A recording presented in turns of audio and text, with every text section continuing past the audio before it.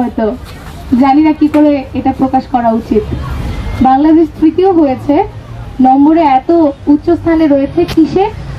বসবাসের অযোগ্য শহর হিসেবে, অথচ যেখানে লিবিয়া সিরিয়ার আমাদের থেকে বেশি খারাপ অবস্থায় থাকার কথা। জীবনের অনেক আয়োজন আমায় ডেকেছে।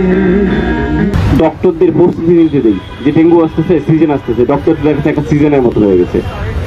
ডায়াগনস্টিক সেন্টার আর ডায়াগনস্টিক সেন্টার মানে আমাদের বানানো দুর্যোগ, আমাদের আমরা অপরিষ্কার থাকার কারণে যে দুর্যোগগুলো হয়, এই কারণে ডক্টররা রীতিমতো প্রস্তুতি নেয়।